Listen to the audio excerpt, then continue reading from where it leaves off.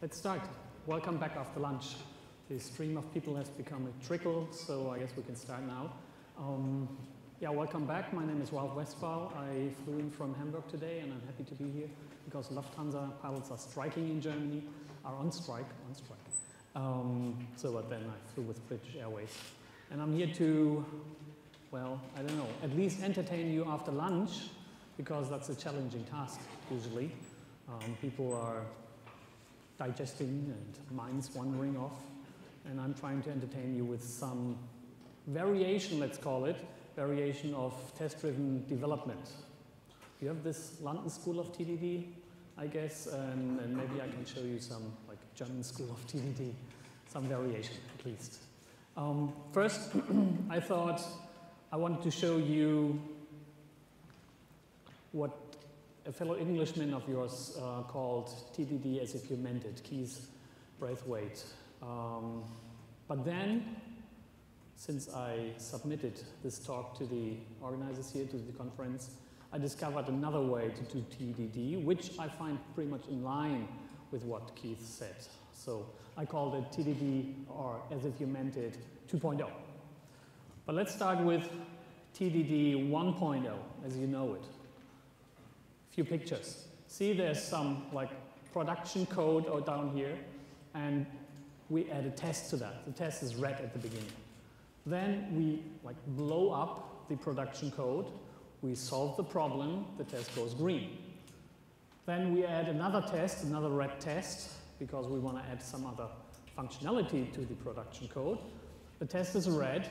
Then we blow up the production code a little bit more. The second test goes green, and on and on. And finally, we take our production code, maybe already after this step, but maybe just here, and refactor it out of this one piece of production code, become 2-3 pieces, as we see fit, according to refactoring rules. Okay, that's the usual TDD cycle. Red, green, refactor, and again, red, green, refactor. That's what people are doing all the time with TDD. That's what's exercised in coding dojos around the world. I've seen a couple of them. And strangely, despite the simplicity of this approach, the rules, the outcomes are, let's say, at least, they're pretty broad. It's not that through this cycle, the outcome always is like refactored, strangely enough. There's several problems I saw again and again.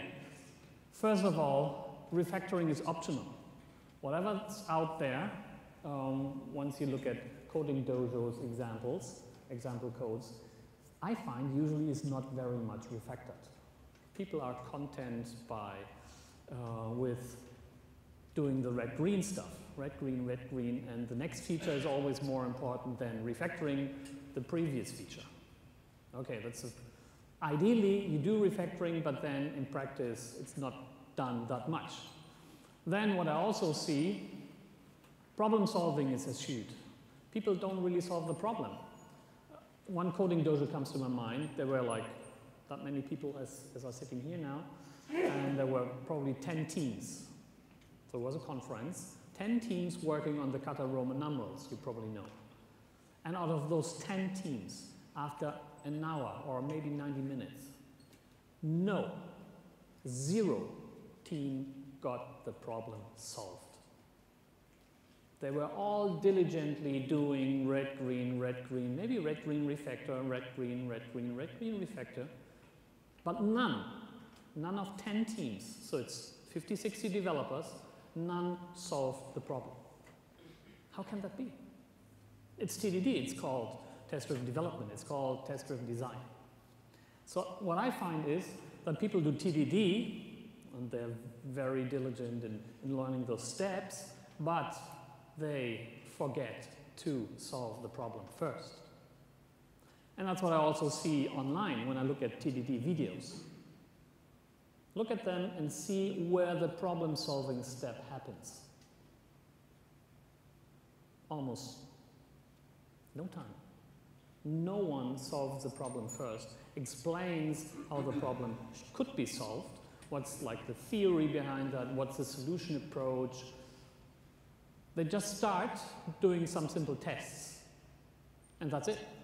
And they're arriving at a solution like by magic. That's what I don't believe. That's not reality. That's what teams are faced with. They are faced with problems. Those problems have to be solved. But you don't solve them by writing code one way or the other. By writing a test, you don't solve a problem. By writing production code, you don't solve the problem. And I want to emphasize that. Writing production code does not solve the problem. It is the solution. So where does the solution come from? When does when does the solution appear in your head so you can write down some code? That's never shown. But that should, I would say, that should at least guide what kind of tests you have. So you have to think first about the solution, I guess, and then think about tests. So this is typical TDD results. I took them from the web. They're all over the place. That's solutions to the Word Wrap Kata I want to show you later on. Solution in, I don't know, it's probably Java or, yeah, probably Java. This is the solution and this is working too.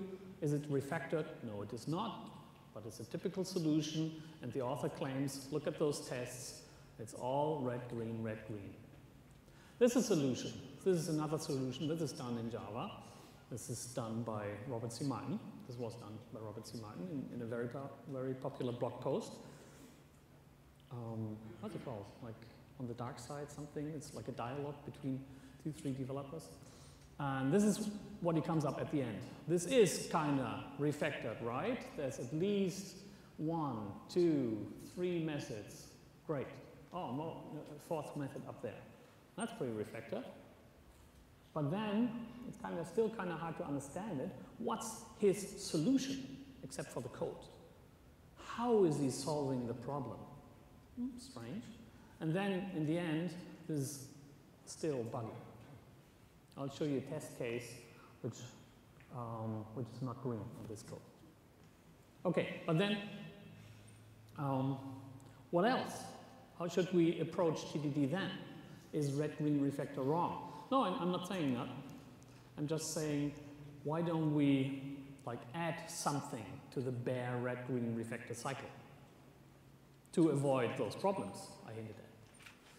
I think we should think before coding, more thinking before coding, more explicit problem solving before we start to write even first test. I'm not saying document your solution. Don't write heaps of paper, of course. No. I'm just saying have maybe a solution in your mind. Know the steps, know the algorithm, know your approach. Maybe you can draw it. Maybe you do a small diagram of it. But be clear how you want to approach the solution, the problem. Okay. Second, fake it until you make it. I guess we're not doing KISS as much as KISS can be done. You know, KISS, keep it simple, stupid. One of the fundamental principles of clean code. I'd say we are not as simple as can be. And what I mean by being even simpler in our code is we should fake more than actually implement code. But you'll see what I mean in a minute. In test implementation, that's hinting at what Keith suggested. So we can make refactoring more unavoidable. Okay, what do I mean by thinking before coding?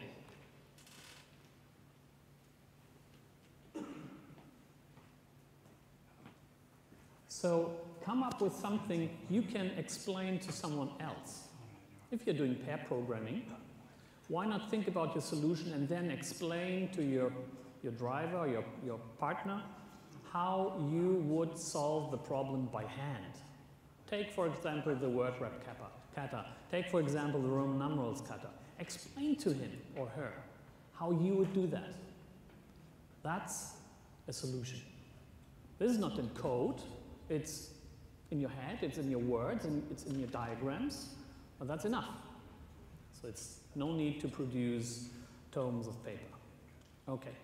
And then the solution, that's an algorithm that transforms some input data to some output data, maybe using some resources, maybe causing some side effects. Okay. And to make it more clear what I mean by that, take a very, very simple example. Calculate the averages of session scores on a conference. That might be the problem statement. Okay. Maybe the problem statement is 500 pages. Maybe it's just one sentence. That's fine. So then you could start by saying, okay, I know what to code. But be more clear about it, be more explicit about it, what you would do in your code, be more abstract in your solution. So the solution to me would be telling someone, see, first I have to sum up these scores and then I have to divide them by the number of scores. That's called an average. You can look it up in the mathematical textbook, whatever. But be clear about this is how I would do that conceptually. And only then you code your solution. That's the implementation. And because you know how your solution looks like, not every single detail, but mostly what has to be done. Because you know that, you know, for example, you need a test case for checking what happens if there's no scores. What's the average then? Only by knowing how your solution works, you need to check that. Okay. So this is my suggestion how we could embellish test-driven development. TDD as if you meant it, if you really meant it, 2.0. That's two phases. One phase, prepare your coding. Analyze the problem explicitly. If you're doing a coding dojo, don't just throw the problem statement before the audience, but talk with them about what this is about. Talk with them the problem through. Maybe look up something in a dictionary. Maybe ask some expert. Maybe whatever. Talk it through. Ask elicit questions. What could we ask a potential customer about the problem? It's strange how seldom questions are asked. I do that all the time with some, not those small code cutters, but I call them application cutters. They're described on 1 or 2 pages. And when I hand them to teams, so they can like show off how they are doing, how they are working on problems as a team jointly, it's strange. I'm standing there, I'm saying, okay, this is the requirements. Let me play the customer. So what would you like to ask me? And there's hardly any questions. People want to get to the IDE. They want to code. They hardly ask anything like, what's the performance criteria? What's like the constraints on the data, what's the edge cases, and so on. Why? We need to do that. We need to have a phase for that. We need to like check it off on a checklist. Okay, have we prepared? Have we analyzed the problem? Check it off. Certainly, it's never comprehensive, and you need the feedback. You need to go through coding and show the customer the code, of course. But still, some upfront analysis, some upfront problem solving, or you could call it design, that's necessary. Otherwise, we are straying off in coding. Okay, after analysis, there is problem solving, explicit problem solving. If you're doing a coding dojo, ask people to explain their solution first. Only then coding starts. No, before that. Only then we can really think of acceptance tests. We can really think of smaller tests we should put on the solution. And then the second phase is the implementation phase. See, there's Rhein and Refactor. There's the TDD 1.0, okay? But then green, I'd say, check if you can fake the green first. You'll see what I mean by that. And if you can't fake it, then implement your code within the test, actually within the test itself, and not in the system under test. Why is that? Because then you're forced to refactor. Then you'll see, because you do that repeatedly, you'll see patterns appear. And patterns show you where you can add refactoring. Okay, here's a checklist. Analyze the problem, compile acceptance test cases, and think of a solution including an API. Yes, I guess we should think about an API, not just let it appear, but we can reason about how some functionality should be accessed. Yes, I think we can think about that. Then find more acceptance tests, and then finally prioritize the test cases. Okay, so the final step is back to TDD 1.0, small steps. Small incremental steps toward more complicated features of the solution. And then here, set up the acceptance test, that's easy. And number 7, item number 7 here, that might surprise you. There's something I call scaffolding tests. It's not unit tests, it's not integration tests, it's a completely different category. I call it scaffolding tests because like a scaffold around the building while you're building the building are thrown away. Yes, I guess so. I did some handiwork at home, and I realized while I was like, what did we? We tried to fix something in the kitchen. We repaired the kitchen sink, and I realized while we were doing that we did stuff that brought disorder to our kitchen. We purposely produced disorder, dirt, because we needed to repair something. And when we want to do clean coding, my impression is we want to avoid dirt at all times. Never should code be dirty. Never should there be any disorder. Never should there be any stuff we don't need. And that's so contrary to what we do in the hardware world, right? That's what we did in the kitchen. We produced dirt because without that dirt, without that disorder, we weren't able to efficiently repair the sink. And then after the sink was repaired, we removed the dirt. We cleaned up, of course. Afterwards, everything in the kitchen was clean again. That's clean kitchen, and I'd say in the end we want to have clean code, but on our way to the clean code, we can produce dirt. We can produce something we throw away afterwards. That's what I call scaffolding tests. So we produce a scaffolding test, which is not an acceptance test. Acceptance tests are here to stay, of course. They need to prove to any user or stakeholder, yes, we can. That's what you wanted from us, and here we are proving your acceptance tests are still green, whatever we changed in the code.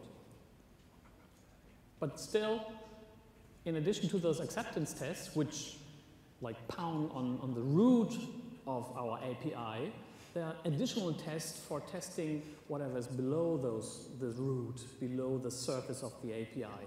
We need to have explicit tests for that.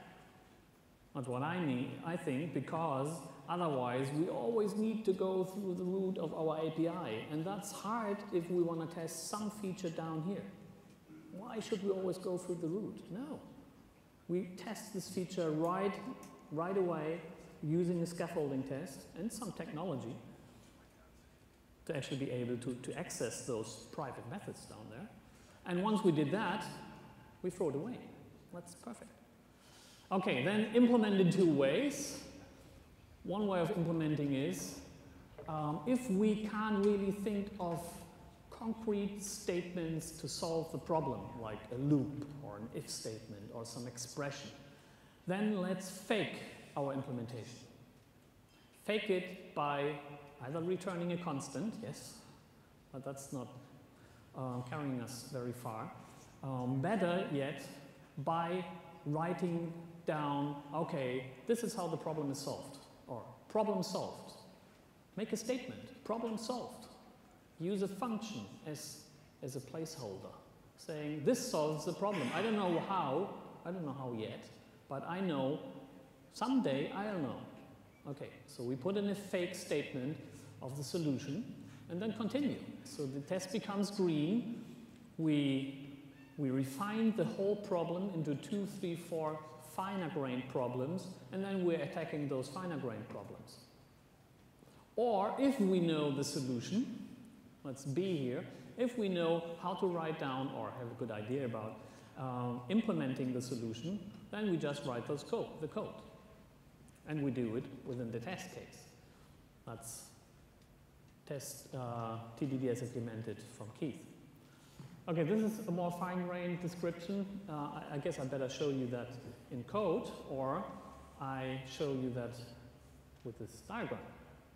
See, there's a red test. The red test is on the root of this hierarchy of functions.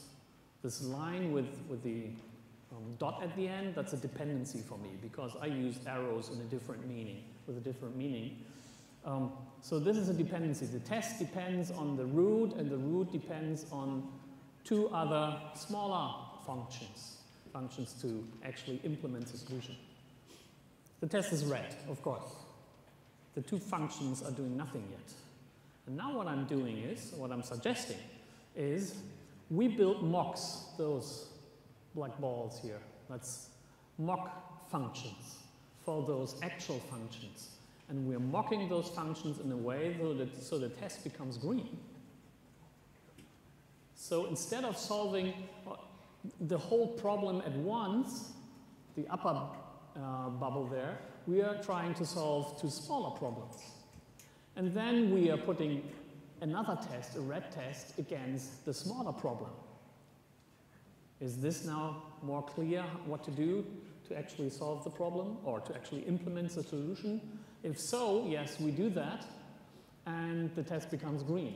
Now we can remove the mock, and the former green test stays green because now the actual function is doing the work that's necessary.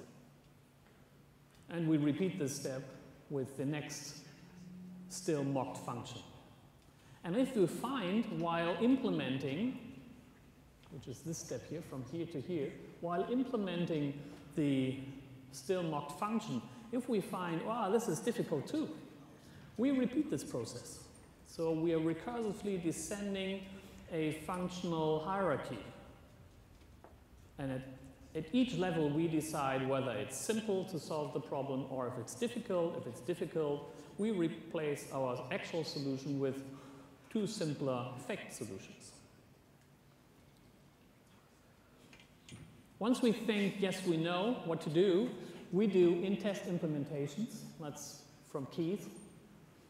And that means we do whatever it takes to make a test screen by writing the actual implementation into the test function. And from there, only from there, we are allowed to extract it to our production code or into some functions within the test class or some other class, not yet in our production code. This is what requires us to refactor. There's no avoidance there. We have to refactor in order to slowly build our actual code. Okay. As a preparation for the demo, let's focus on the Word Wrap Kata. I guess you're familiar with that. Word Wrap Kata says there's a line of text, there are several words in this text, and we want to word wrap, we want to generate smaller lines of the same text, several lines, with just a maximum line length. That's the same as like Word does. If you change the margins, words flow into more or less lines, depending on the width of the line or your text page. So this is a couple of canonical tests you find in literature. I'm sorry for the German word there, Zeile, which means line. Replace that with words as you like.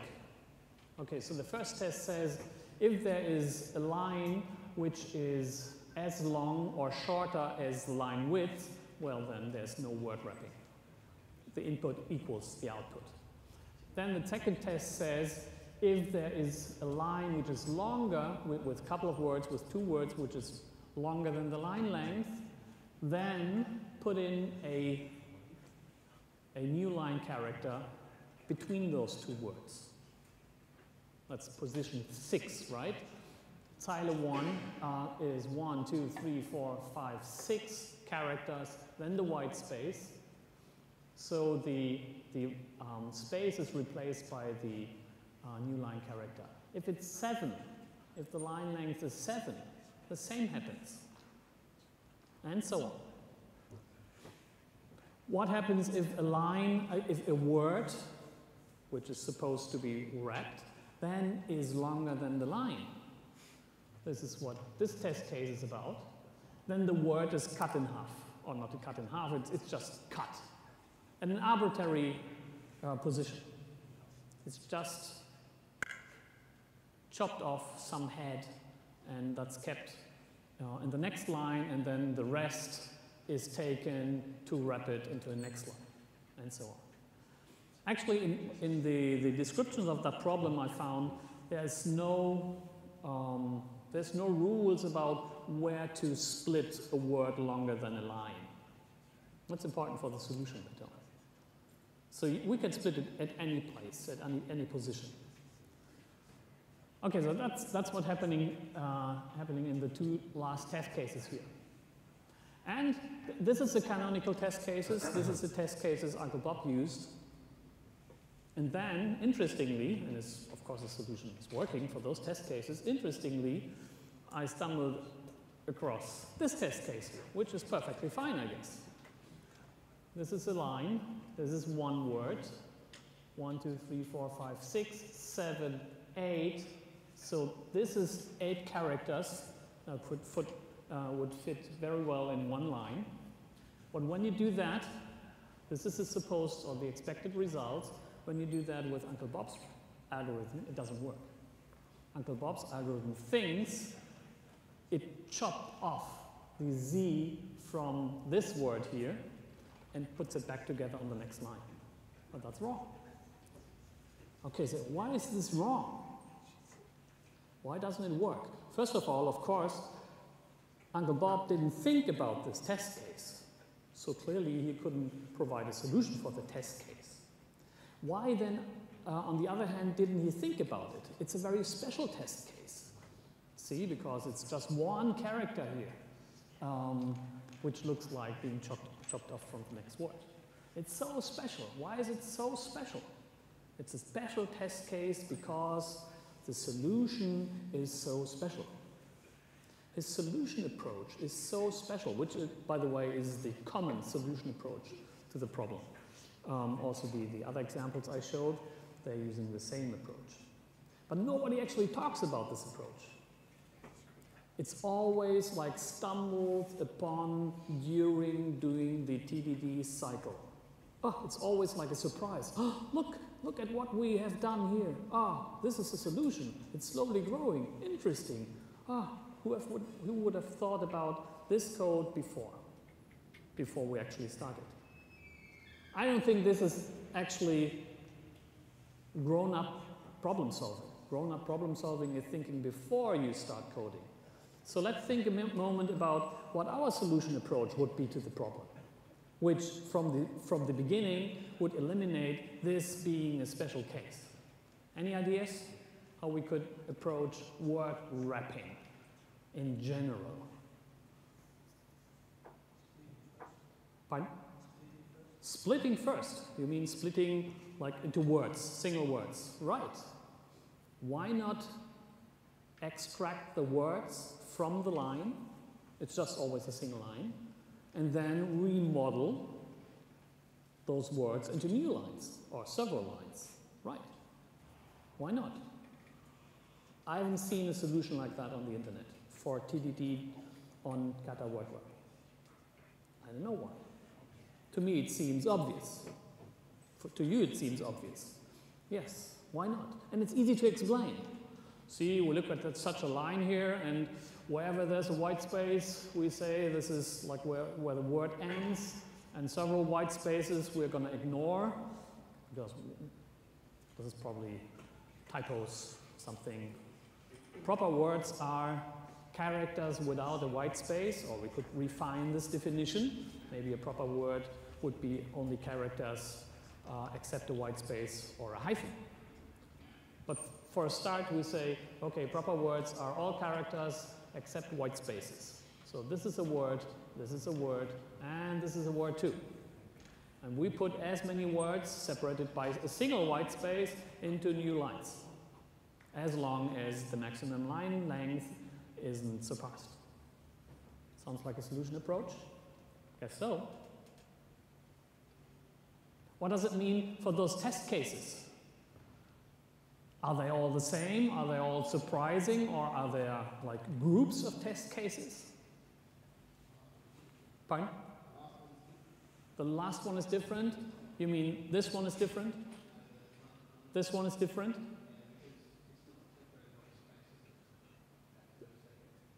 There's a space in here, right? Okay, those two here, it's a long word.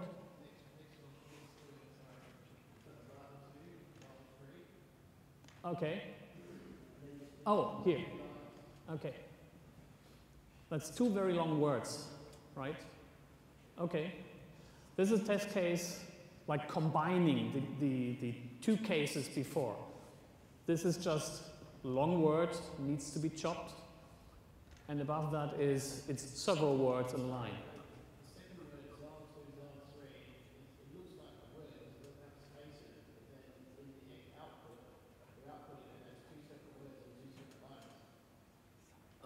Here you mean?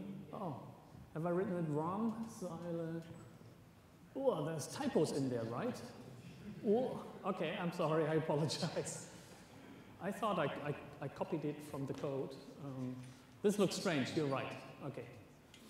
But to name the categories, I think there's a category saying there's lines with several words, 1 or 0, 1, or several words, just ordinary words, not longer than a single line. And there's the case, there's words longer than a single line. That's two very, very different cases. And this one here falls in the first category. It's just several words in a line. Okay, what I did now is I approached this with those steps or phases I explained before, like preparation and solving the problem or implementing the solution. And I want to show you that using Visual Studio. Okay.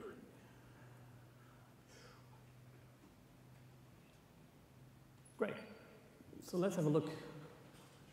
See, oh yeah, this looks different here. Zeile 1, Zeile 2, Zeile 3, okay. So while copying it, copy and paste, doesn't always work. I introduced some error there. So I differentiated those test cases here and came up with two like acceptance test methods. One testing the cases where there's like a word longer than a line, and we could argue whether this belongs to this category of tests or to the upper category. The upper category is about like just several words forming this line, which have to be wrapped in some way. And there's a third test method up there with just some text, some ordinary text, and I thought of some line length. And I'm thinking, okay, if this works for an ordinary text of some line length, then probably it's okay for most text. Or I could have asked the customer, do you have any special text in mind? And he could have come up with, okay, this is typical text that need to be word wrapped using the algorithm. Okay, so that's all red tests. I'm using ncrunch, which is an automatic testing tool which runs in the background, and whenever I write a test, it runs it automatically and checks whether it's green or red. So there, ncrunch shows us all tests are red. not working. Of course not because there's no implementation yet, but maybe a little bit contradictory to the usual TDD approach, I came up with an API already. Or you could say, well, if you read the exercise description, which usually says there needs to be a single wrap function doing the stuff that's needed. Okay, should I make that a little bit larger?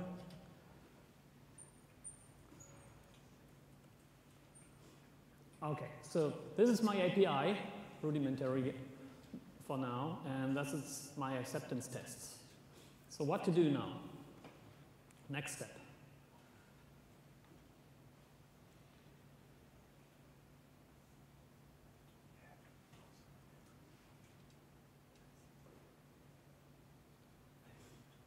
I'm setting up, this has to be green in the end. This is our goal. That's what we have to come close to or even reach. Now I'm zooming in, trying to solve a particular problem, a happy day problem, a usual case. That's what I'm setting up a test for. And this is one of my scaffolding tests. I'm just saying, okay, let's pick out one of the cases. And here I used English words. Let's pick out one case where there's a single word on the line, which is not a very usual case, but at least it's a pretty happy case. And this word doesn't need to get wrapped, of course. And I'm saying, okay, does it work? No. Doesn't work yet? Of course not, because the wrapper hasn't been improved. It's still no implementation there yet. But it's a scaffolding test. The scaffolding test is supposed to lead to the solution of at least part of the problem. Next.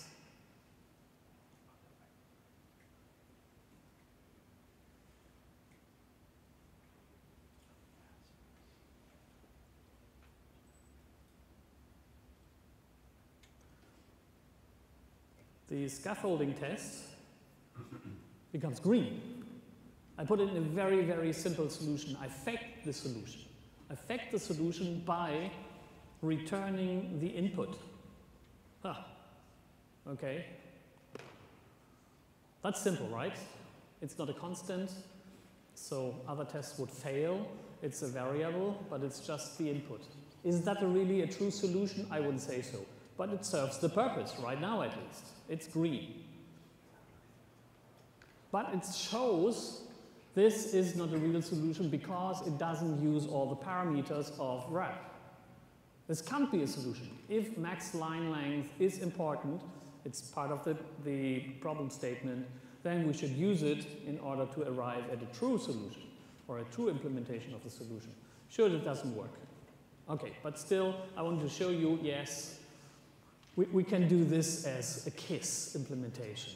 What we are eschewing solving the problem. We know better than that, right? Okay, so the next step is what I really wanted to show you.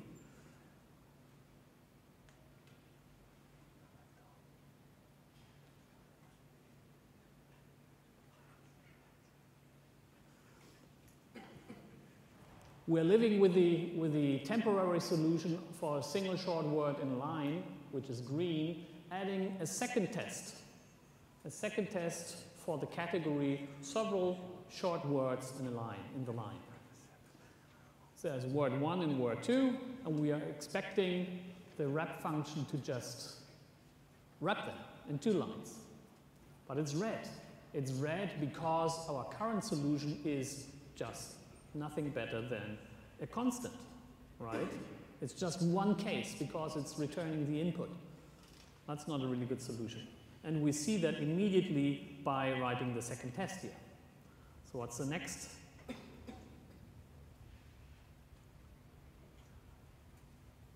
This is not really a solution I'm showing, but what you could do to like come closer, to the solution. You take your system under test and just brainstorm. What could I do to solve this problem the red test is posing? What could I possibly do? And that's what I came up with. Or that's what we came up with here already. I'm just writing down what we know. We need to split the line into words, and then, secondly, we need to build a new line or several new lines from those words. That's our solution. That's what I can explain to you. There's no magic behind that. I know that already. So if I know that already, why in all the world don't I write it just down as code? If I can write those comments, I can throw away the comments and replace them using a function.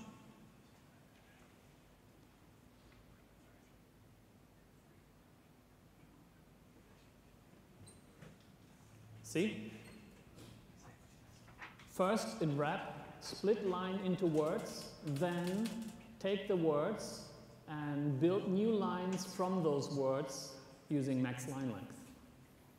That's how I envision the implementation of the solution. When later on someone looks at the code, he'll be able to understand our solution. First do this, then do that. Both methods throw not implemented exception. Of course, I don't know the solutions to those sub-problems, to the smaller problems, but I don't have to. I don't have to. I just have to do something to make this test work. Both tests are now failing, of course. So what do I do to make the second test work? And this is where indeed some magic happens. Look at this. I am mocking those two functions. Oh, yeah.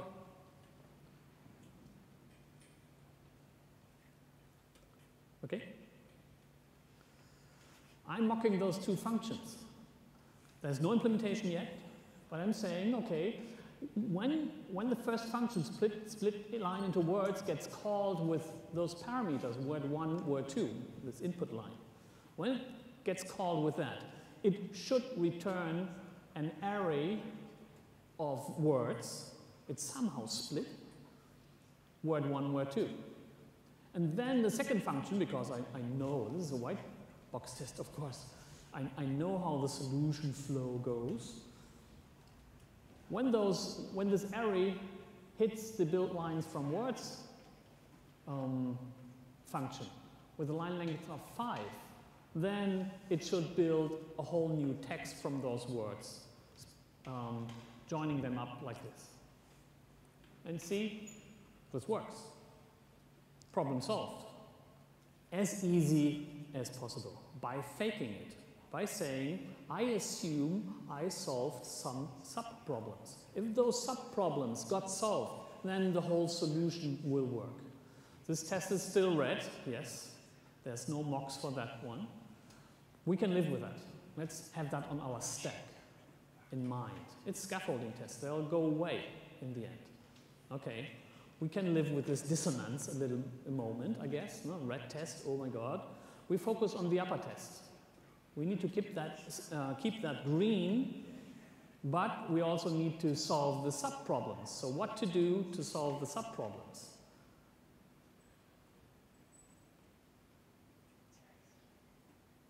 We set up a new scaffolding test, of course. First, I want to solve the problem of splitting a line into words. So I set up a new test.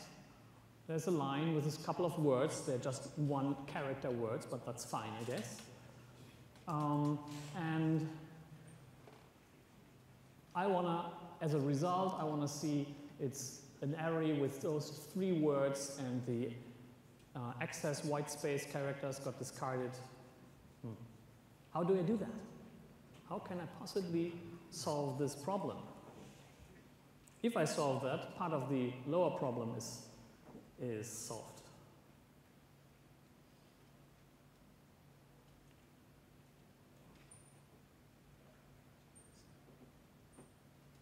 This is my first attempt. I just split the text at white space, at single white spaces. And see what I do? My solution implementation is within the test. That's the original TDD as if you meant it. I'm not switching over to the system under test. I'm not disturbing its structure, its order. I'm doing all the dirty stuff right here in my test. And this obviously doesn't really solve the problem yet. There's excess white space. Let's have a look at the result of this test. Oh, it's string empty. So the first element of the array wasn't the A, but obviously the white space character. Not good. So what can I do? Or not the white space character, but an empty substring before the first white space character. So what can I do? I can dig into the .NET Framework explanation and find the right function usage for that. This solves the problem. I need to remove empty entries. So the empty word before the white space, first white space, the empty word between two adjacent white spaces, that's all removed. So I'm ending up with those 3 words. Great. That's a solution implemented. It works. Test is green. And now, here's my point. You cannot hide from refactoring. You need to refactor now. So what do? We put it in our system under test.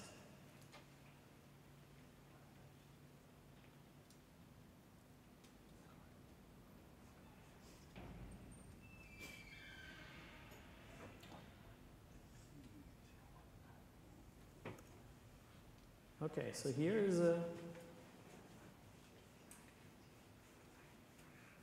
our solution. I took it from the test, just copied it there. It's not too dangerous an operation, right? Okay, I just copied it there. What happens with our test? I now need to remove it from the test and call the original function and see if my refactoring actually works.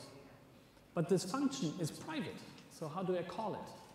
I call it using this private accessor method. Both the private accessor here as well as mocking those methods, those functions, is done using the just mock tool from Telerik. You can also use type mock isolator.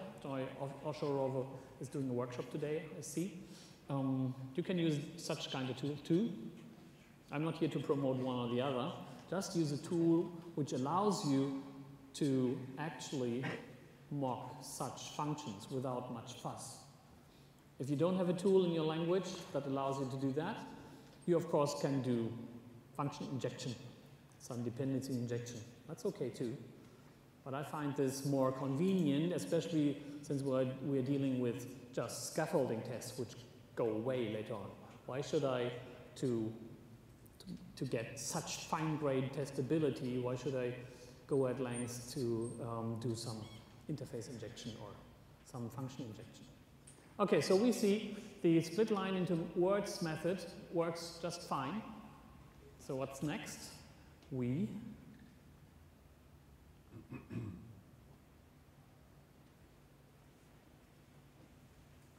throw the test away. And at the same time, we throw away the mock for the split line into words function here. That's what I mean by scaffolding. It was there for a while because it served a purpose while implementing certain functionality. Great. And from then on, it would become waste. We don't need it anymore.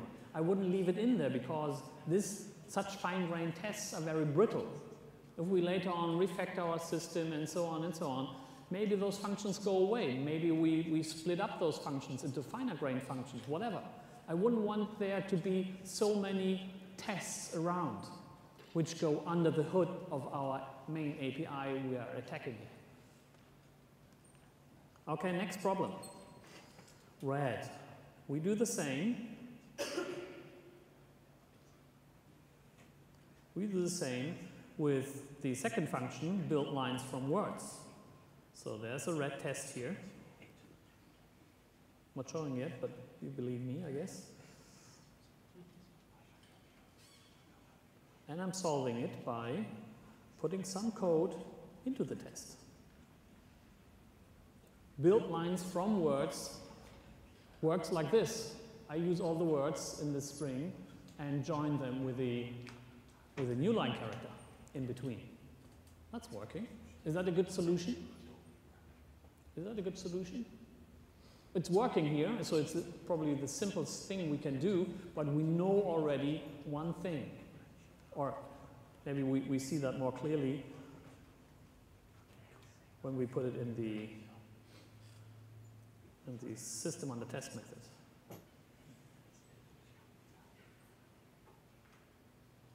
See, this is where I move the code. You see the problem with this solution? It's only temporary. It can't be the real solution to the problem. It's not using the last parameter, right? Here, max line length is not put to any use. Still though, it's as simple as can be and serve the purpose, so our test here becomes green. We don't need any mocks anymore. Cool. Let's have a quick look at the acceptance tests. Any green there? Oh. Let's see, I'm running n unit here in ReSharper. Maybe we got some green already. Well, here and there. So down there in this category, there's already 3 green and just 1 red. Ah, too bad. So the special case, a non-canonical additional case, is still red. Oh. And the other ones are mostly red. Our popular texts, not green yet. Yeah, we have to do some more work here.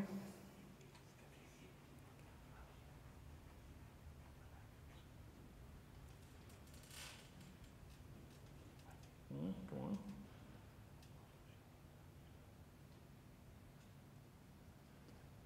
So what's next? Scaffolding tests. Put more words in one line. So far we had like this special case of a line being only one word.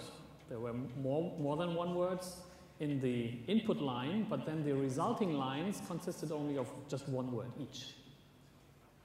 Now the next test case is the resulting lines should be more than one word each, or at least some of them.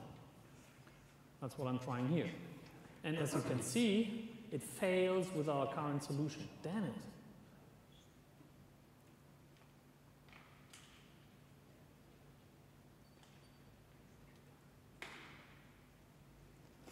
So what I'm doing to solve the problem is I set up another special test case for the method I think the problem lies in, which probably is the build lines from words method. So I'm setting up this here as a test case, A, B, C, and def, like below here. That's the words. We expect the split line into words method returns. I'm setting the same line length, and then I'm looking for this result. First line is 4 characters long, 2 words. Second line is 3 characters long, 1 word.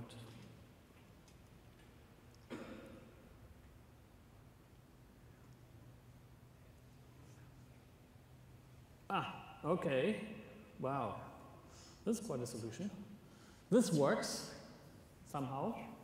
Guess so, at least. Hopefully, finally. This works. Took me some time. You might say, oh, this is so much code. How long did it take you to write it? Isn't that too complicated? And I say, well, I don't really care.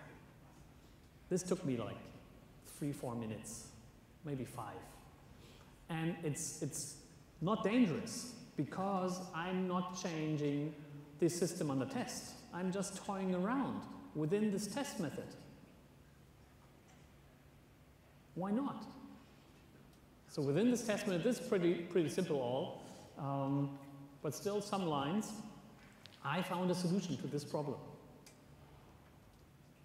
If I would have stumbled across like sub-problems I found hard to solve, I could have added yet another test for those sub-problems.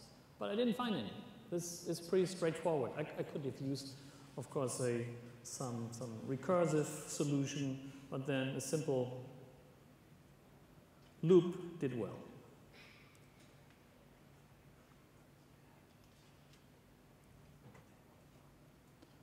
Okay. What did it do here? Some refactoring? Okay, yes. Recently I worked with F# a little bit, and I like those small functions you can set up and nested functions in F#. So I tried to emulate that using some lambda functions here. Append line is used in 2 places, once here and once there. Yeah, you can do that, some refactoring, but not required. But this one is required. See? It's gone, the code is gone, the code went into the system under test method. Build lines from words. Just a copy and paste, that's it. How's our scaffolding test doing? Well, it's green, this test stays green, and well, I didn't realize it, but at some point in time, this must have gone green too. Cool. What about our acceptance tests now?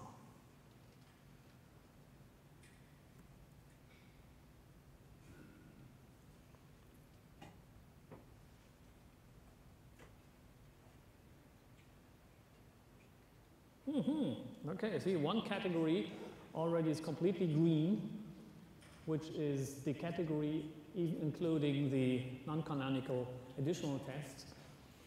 There's one popular text already green, great, and wrap words longer than line.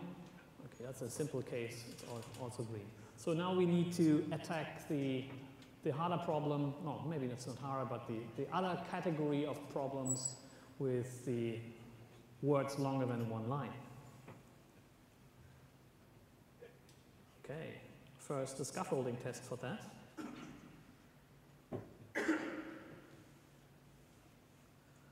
Oh. Wrap word longer than line. Very long word. And surely it's not wrapped like this.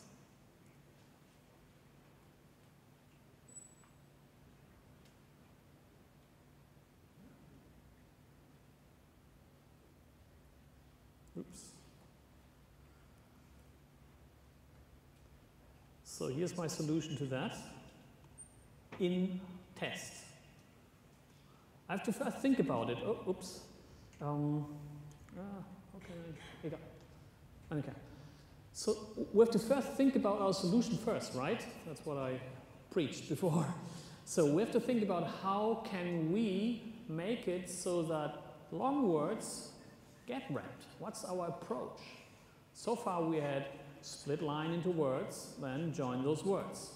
Now it happens some of those words are too long. What can we do? Well, we can shorten them. We can split each long word into several words, shorter or at least as long as a line. But where? We do that between our 2 functions. See? I'm not changing the first function, I'm not changing the second function, I'm staying true to the single responsibility principle here. They both have a focused responsibility. Instead, I wedge between those 2 functions in my little flow, in my little process here, I wedge in between another function responsible just for splitting long words. As long as a word is shorter or equal to the line length, well, nothing happens. Gets passed through, but if there's a word longer than this line length, well then it's getting cut up into pieces just as long as the line.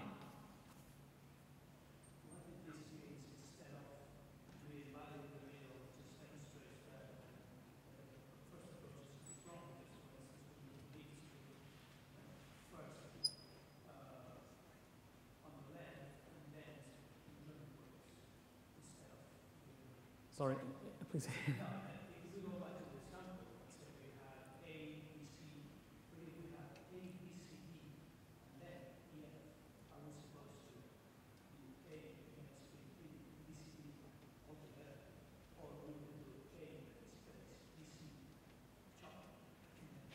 There's more than, yes, you're right, okay, I guess I see what you mean. There's two ways of splitting long words. We could split them like on demand. We could split them so that just a little part of them fits into the rest of the line we already built up. That's one way to do that. Is that the best way? Is that the only way? No, it is not. That's what I meant before. The problem statement does not say anything about how actually to split up long words. Not explicitly. It maybe shows a sample or two here and there, but it doesn't say you have to do it like filling up the rest of the line. So that's why I chose, as long as I'm free to choose, I chose the approach, well, I do it a priori. Before I have to like fill up some space, I'm saying, well, as long as a long word is split up into parts which are not longer than a line, that's fine. Maybe then some lines become shorter than they would with the other approach. That's okay, but there is no rule forcing me to do it differently.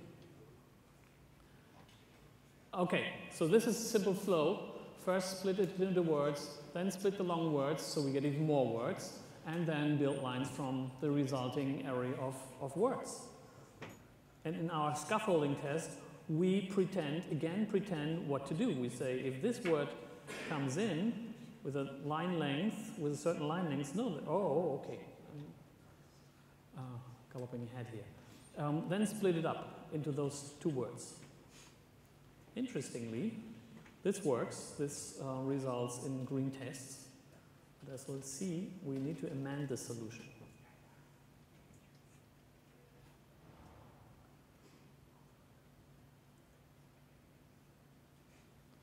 Okay, down there, there's a fake. Now we have to actually come up with a solution here. So there's a long word. I want to split it up in two words. The line length is very, very short. So the first word is A, B, and the second word is C.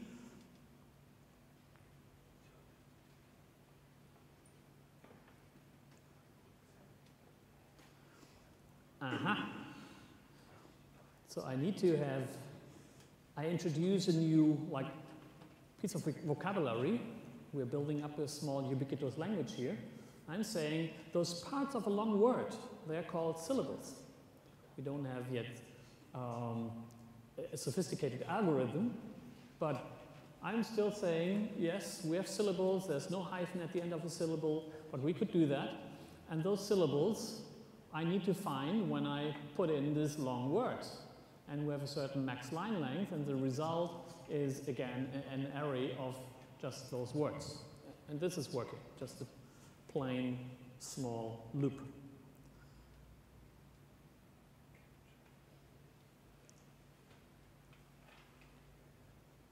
Okay, I extracted that to this method, split single long words. Okay. But this method still is in here. Why did I do that? Because it's just splitting one word. The task we're trying to solve here is splitting all the words we already have, find long words in the list of words, and split only those. So I need to add something to the solution. I only split one single word. Now I need to split more than one word. Split long word list. Okay, see, there's more words here coming in. There's just a single long word in here, and this is the resulting list we want to see. And I'm, of course, allowed to use the split single long word method down there.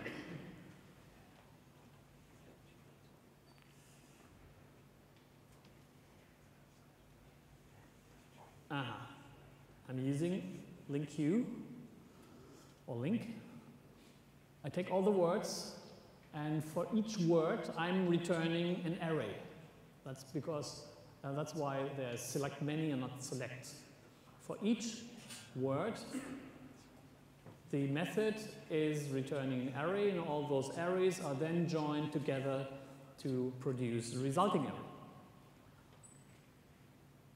I'm reusing the method I just extracted down here. That's perfectly okay, because I wrote up the solution within the test here.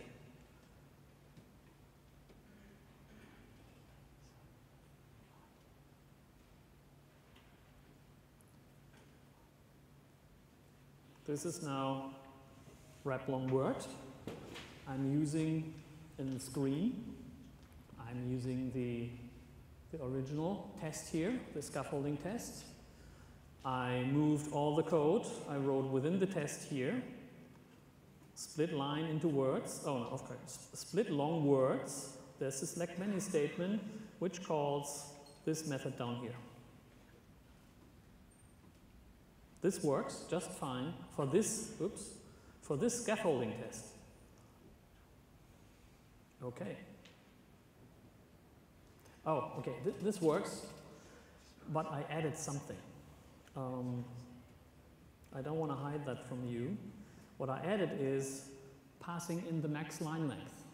When you think back to the mock just took the array of words and no line length.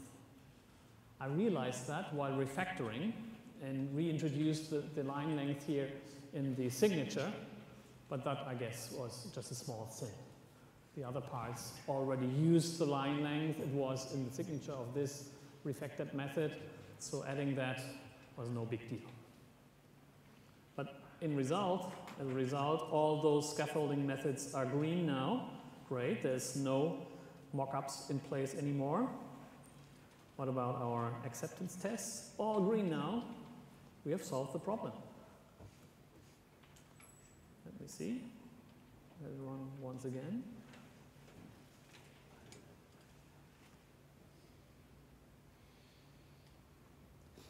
Yes, it's all green. Our popular text with no special considerations. Also the wrapping of long words, it's all working. Great. That's what we were looking for. All our scaffolding tests are still there. So one final step. They're gone. See, they're gone. There's only acceptance tests and the wrapper. And here's some pictures. Oh, I didn't show you the pictures. That's what I drew as ideas for my solution approach. This is the whole wrap problem looked at from the outside. This is a refined wrap problem. That's the first round of tests we used. I envision wrap being a sequence of two functions, so it's a data flow with two transformations, a text flowing in, a list of words coming out, a list of words flowing in here, and a transformed text with several lines ending up there as an output. And finally, this is where I introduce the split long words. I'm doing a detour. Instead of connecting those two functional units, I'm detouring through this additional method here and just split up long words. Easy to explain, easy to visualize, easy to implement. Each of those circles became a function. So this depiction is readily found here. And that's our solution. That's what I easily can explain to anyone. This is how I do word wrap. There's no secrets in there. All tests green. Small, simple steps.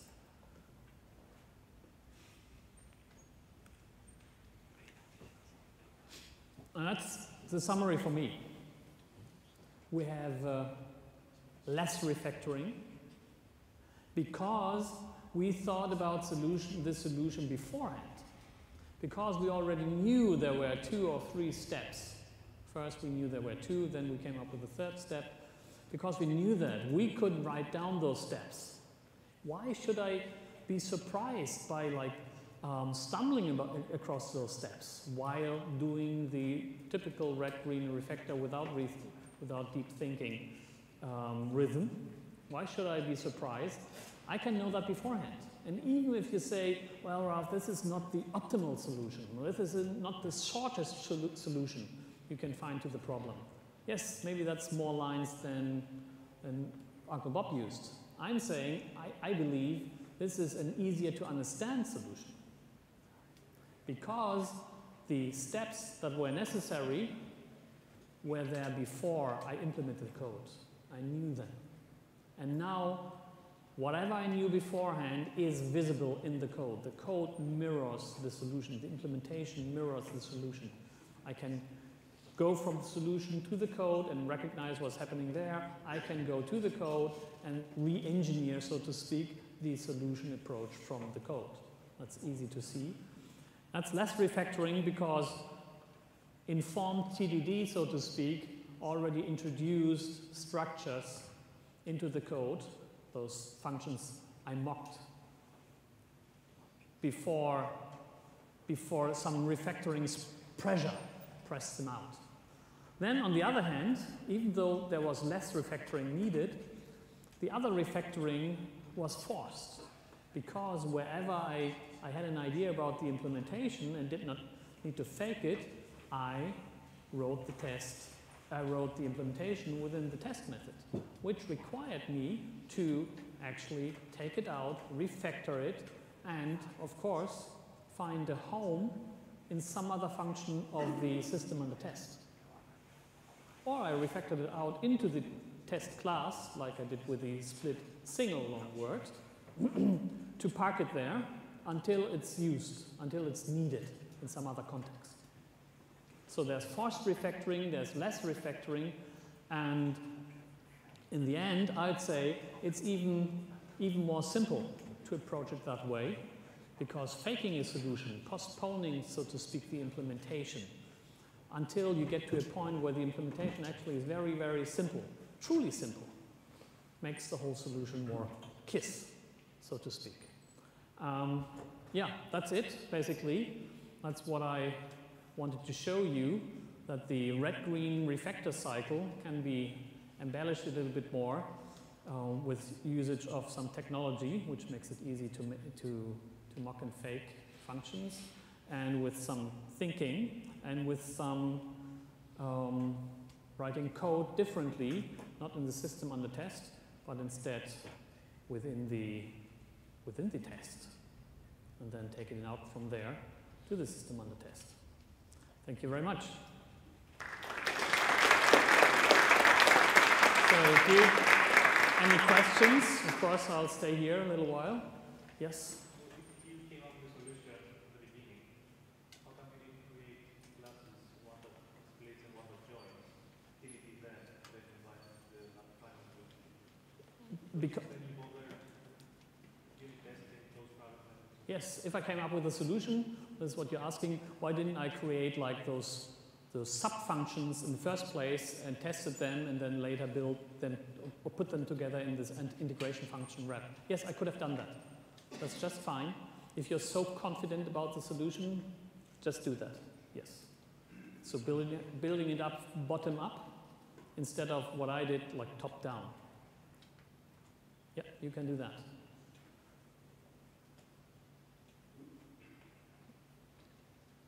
Yes?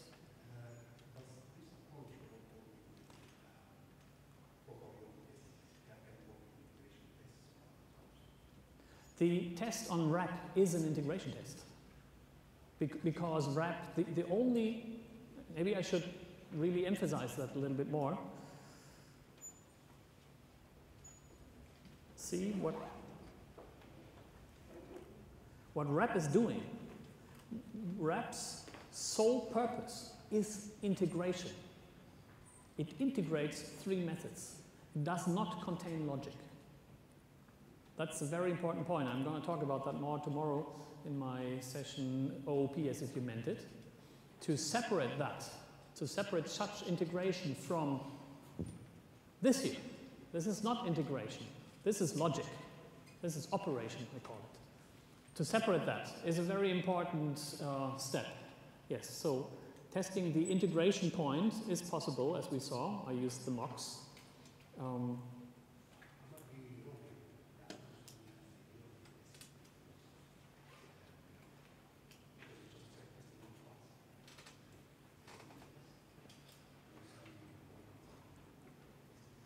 Can you do that with more than one class? Yes, of course you can do that with more than one class. Why not? So you mean maybe one of the other method gets injected or is a service of another class. Why not? Of course. For this problem, I didn't see that necessary, but if you like, you can say, okay, I have this split up class. It's splitting all sorts of stuff, and I'm injecting an instance of that class into this here. Yeah, sure. If that has an interface, you can even easily mock it instead of using just mock tool. Yes, maybe you can do that. But not everything needs to be a unit test. Of course not. We need to test the whole system. In the end, it's the whole system. That's what the customer wants. So we need to have everything. We need to have integration tests on wrap. We need to have unit tests on this one here. But unit tests going down on even finer grained levels produces brittle tests, as we saw here. So that's why I removed them. And I kept the acceptance tests, which are pounding on this code here, and also producing a test coverage of 100%. It's just the acceptance test, of course. Every feature of a solution should be covered by some acceptance tests, even if it took more than one test to achieve that feature.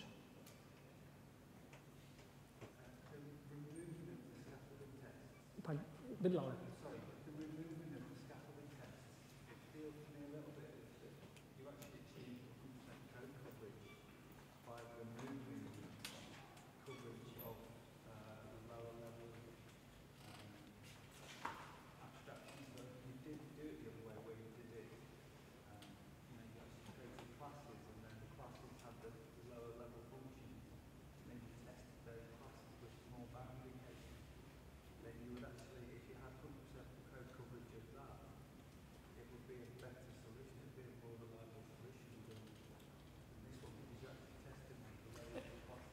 There's one thing, okay, I don't know how to summarize your question yet, but there's one commonality with what the gentleman over there said.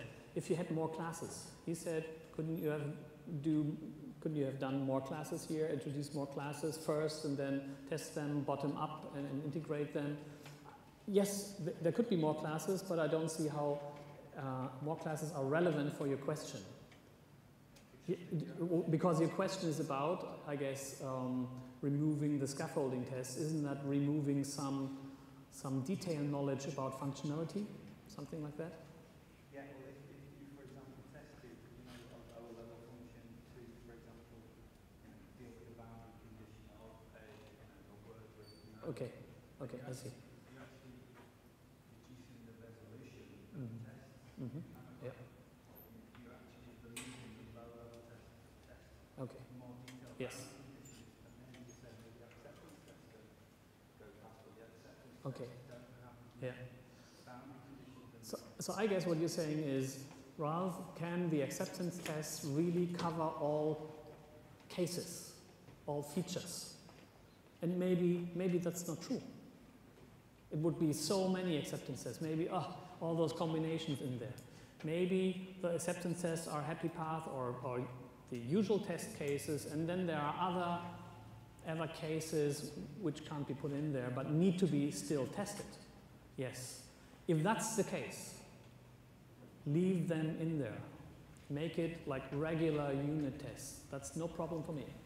I'm just fine with that.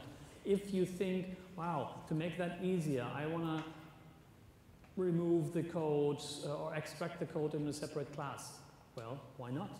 That's fine.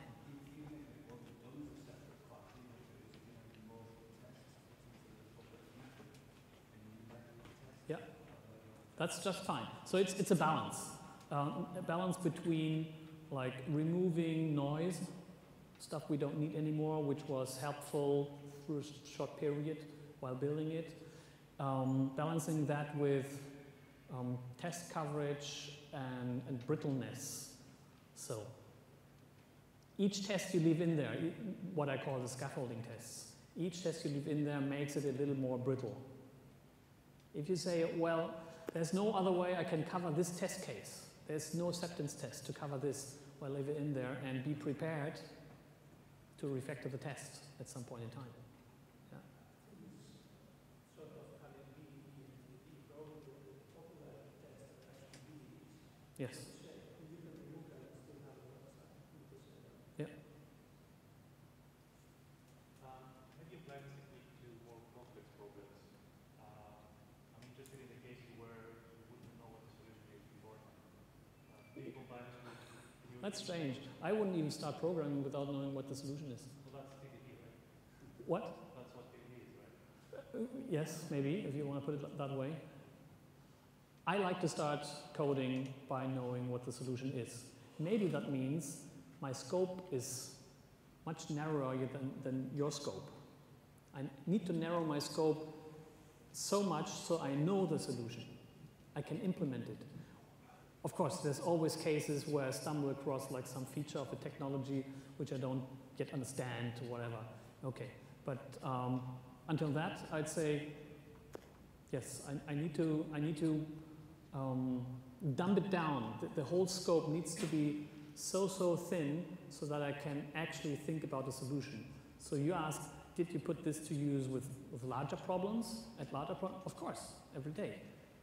All my problems are larger than this. I mean, your problems are larger than Word Wrap, right? So we can't even help it. On this, I set up a page with all those code katas, which I call application, function, class, architecture katas, and so on, which are larger, growing larger.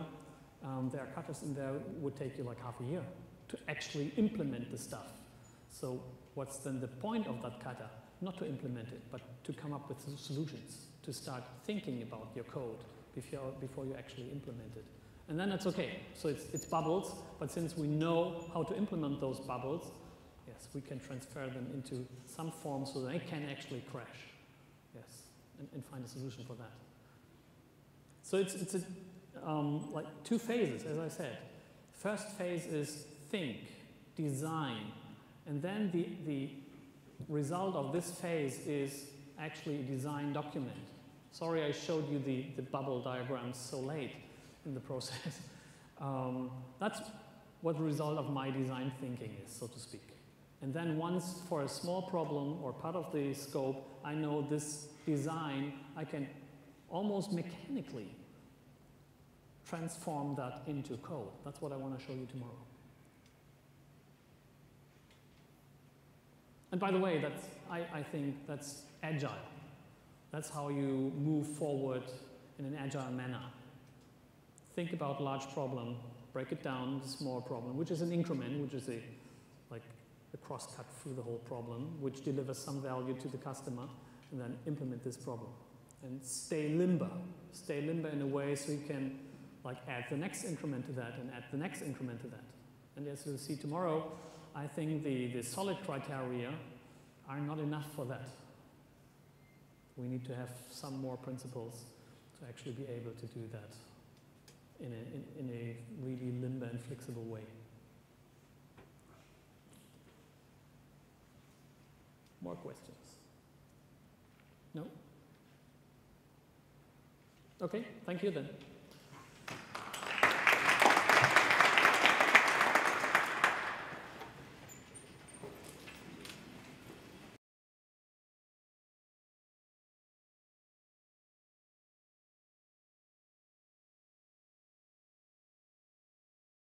There were like that many people as are sitting here now, and there were probably 10 teams.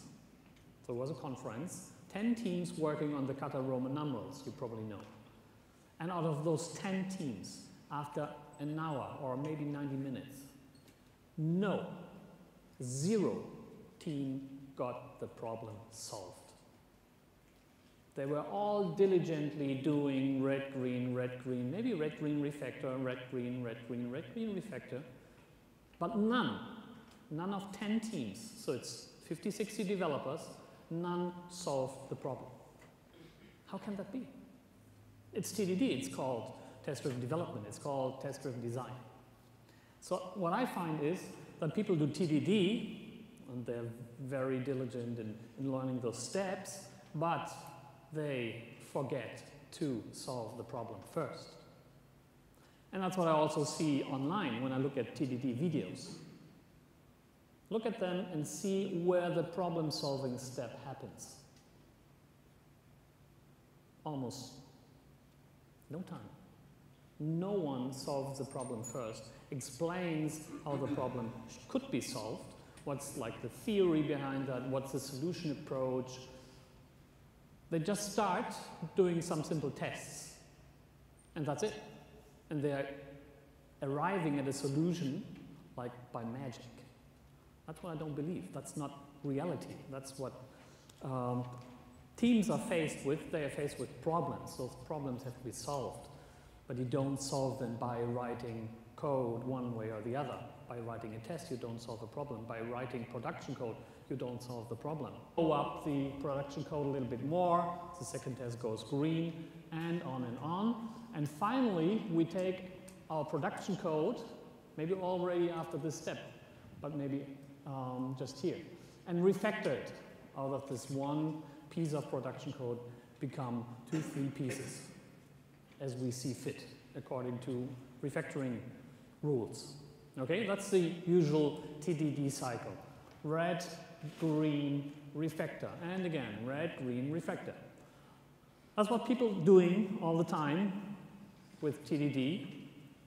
That's what's exercised in coding dojos around the world. I've seen a couple of them. And strangely, despite the simplicity of this approach, the rules, the outcomes are, let's say, at least they're pretty broad. It's not that through this cycle, the outcome always is like refactored, strangely enough. There are several problems I saw again and again.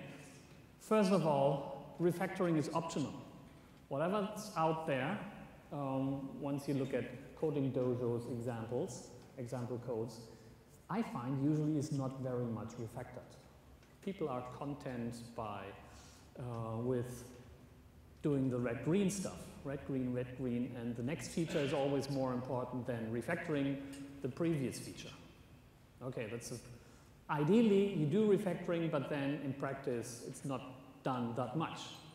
Then what I also see, problem solving is eschewed. People don't really solve the problem. One coding dojo comes to my mind, and I want to emphasize that. Writing production code does not solve the problem. It is the solution. So where does the solution come from? When does the solution appear in your head so you can write down some code? That's never shown. But that should, I would say, that should at least guide what kind of tests you have. So you have to think first about the solution, I guess, and then think about tests. So this is typical TDD results. I took them from the web. They're all over the place. That's solutions to the Word Wrap Kata I want to show you later on. Solution in, I don't know, it's probably Java or, yeah, probably Java. This is the solution and this is working too. Is it refactored? No, it is not, but it's a typical solution and the author claims, look at those tests, it's all red, green, red, green. This is a solution. This is another solution. This is done in Java. This is done by Robert C. Martin. This was done by Robert C. Martin in a very popular blog post. What's it called? Like on the dark side something? It's like a dialogue between 2, 3 developers. And this is what it comes up at the end. This is kind of refactored, right? There's at least 1, 2, 3 methods. Great. Oh, no, 4th method up there. That's pretty refactored. But then it's still kind of hard to understand it. What's his solution, except for the code? How is he solving the problem? Strange. And then in the end, this is still buggy. I'll show you a test case which is not green on this code. Okay, but then what else? How should we approach TDD then? Is red, green refactor wrong? No, I'm not saying that. I'm just saying, why don't we like add something to the bare red-green refactor cycle to avoid those problems I hinted at. I think we should think before coding, more thinking before coding, more explicit problem solving before we start to write even first test. I'm not saying document your solution. Don't write heaps of paper, of course. No. I'm just saying have maybe a solution in your mind. Know the steps, know the algorithm, know your approach.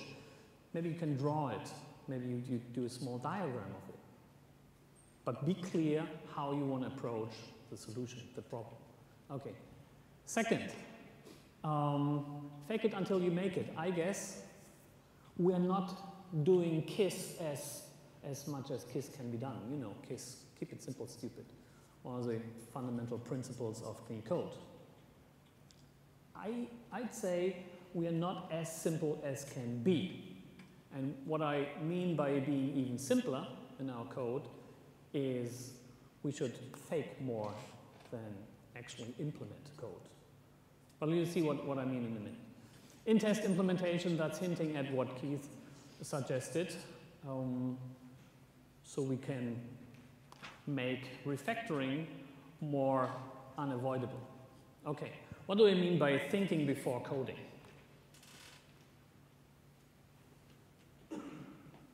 Let's start. Welcome back after lunch. The stream of people has become a trickle, so I guess we can start now. Yeah, welcome back. My name is Ralf Westphal. I flew in from Hamburg today, and I'm happy to be here because Lufthansa pilots are striking in Germany, are on strike. But then I flew with British Airways. And I'm here to, well, I don't know, at least entertain you after lunch, because that's a challenging task, usually. People are digesting and minds wandering off. And I'm trying to entertain you with some variation, let's call it, variation of test-driven development. You have this London School of TDD, I guess, and maybe I can show you some like German School of TDD, some variation at least. First, I thought I wanted to show you what a fellow Englishman of yours called TDD as if you meant it, Keith Braithwaite. But then, since I submitted this talk to the organizers here, to the conference, I discovered another way to do TDD, which I find pretty much in line with what Keith said. So I called it TDD, or as if you meant it, 2.0. But let's start with TDD 1.0, as you know it. A few pictures. See, there's some like production code down here, and we add a test to that. The test is red at the beginning. Then we like blow up the production code. We solve the problem. The test goes green. Then we add another test, another red test, because we want to add some other functionality to the production code. The test is red. Then we blow